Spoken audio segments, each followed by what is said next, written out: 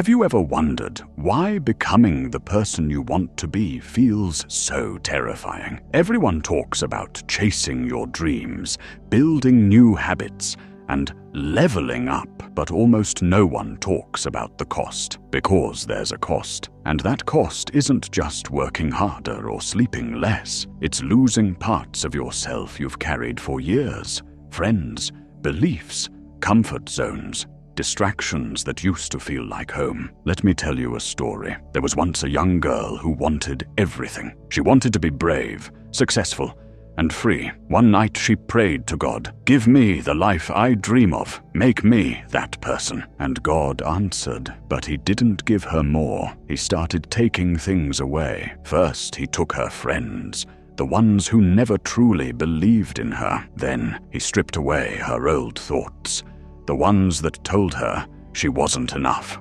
Next went her favorite distractions, the endless scrolling, the games, the late nights that kept her from becoming who she could be. One by one, he removed them, and at first she panicked. She looked around and didn't recognize her world anymore. It was quiet, lonely, unfamiliar. She wanted to scream, give it all back. But then, slowly, she realized something. The silence was space. The loneliness was room to grow. The fear was a sign she was no longer trapped in the life she'd outgrown. That's what transformation really feels like. Not comfortable, not easy, but necessary. And this is what nobody tells you. If you want to become the next version of yourself, you don't get there by simply adding. You get there by letting go. Now, this is where most people struggle, because deep down, we cling to what's familiar, even if it's holding us back. We keep the same friends, even though they drain us. We repeat the same habits, even though they waste our time. We hold on to the same beliefs,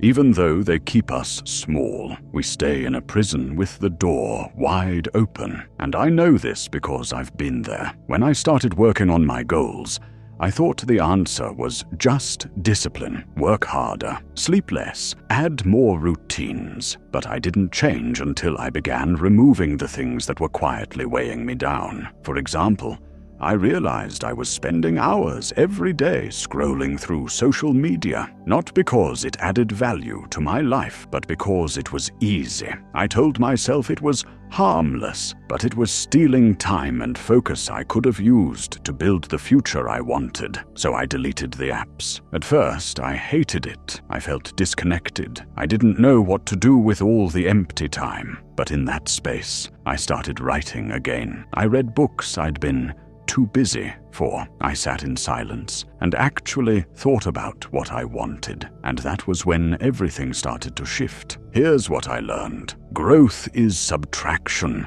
before it's addition. And if you understand this, if you're brave enough to let go of the things you've outgrown, you'll transform faster than you ever imagined. So how do you do it? How do you actually let go of the old world so you can step into the new one? It comes down to 3 steps. Step 1, identify what doesn't belong in your future. This is the hardest part because it requires brutal honesty. Ask yourself, if I became the best version of myself tomorrow, what wouldn't fit in that life? Would that version of you still waste hours on meaningless entertainment? Would they still hang around people who complain all day? Would they keep the same old beliefs that have held you back for years? If the answer is no, you've found your first list of things to release. Step 2, remove one thing at a time. Don't burn your entire life down overnight. You don't need to disappear from social media, cut every friend, and delete every comfort in a single day. That's not transformation. That's self-sabotage. Instead, start with one thing. When I started this process, the first thing I removed wasn't even huge. It was a single bad habit.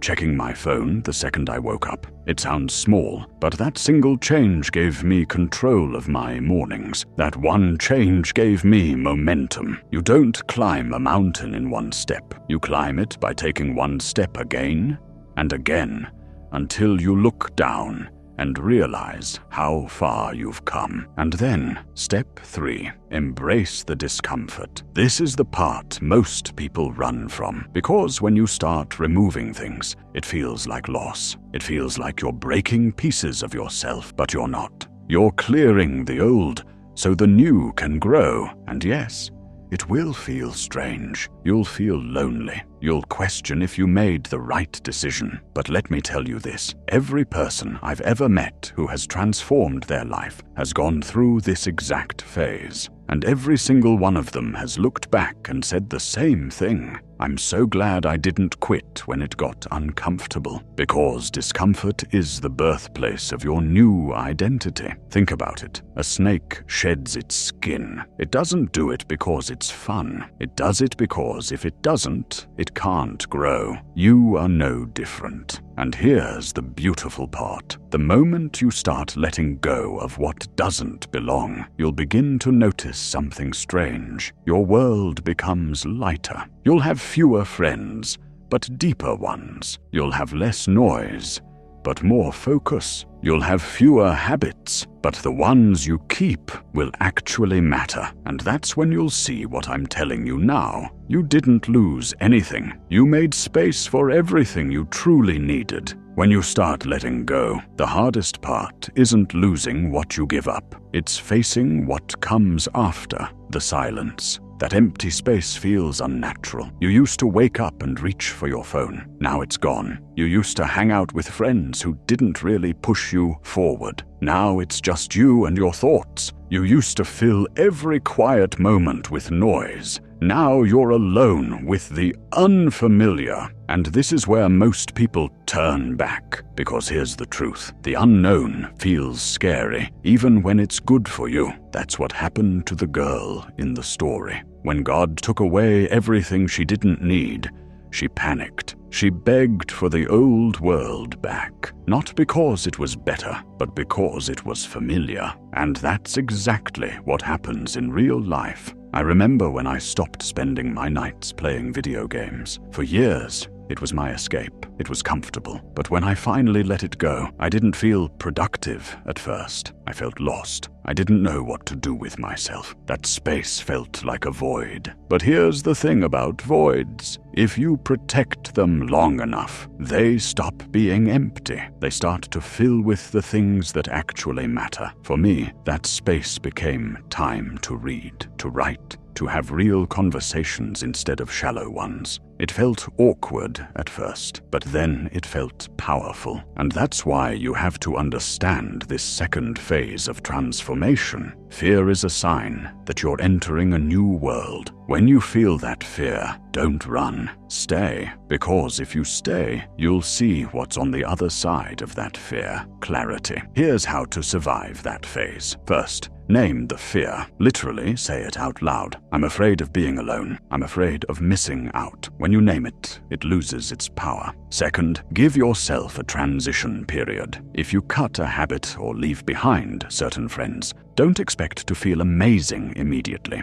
Allow that discomfort. Sit in it. And third, fill the space slowly and intentionally. Don't rush to replace the old world with a new one overnight. Protect that quiet for a while. In that stillness, your real priorities reveal themselves. And that's the exact moment you'll realize something life-changing. The fear you feel isn't a warning. It's proof you're in the right place. Because nothing worth becoming has ever felt comfortable in the beginning. And once you learn to sit with that discomfort, that's when everything starts to change. Here's what you need to remember. Everything you want exists on the other side of letting go. But most people never get there because they refuse to pay the price. They keep the same habits, the same distractions, the same people around them, even though, deep down, they know those things are the chains holding them back. If you want to become someone new,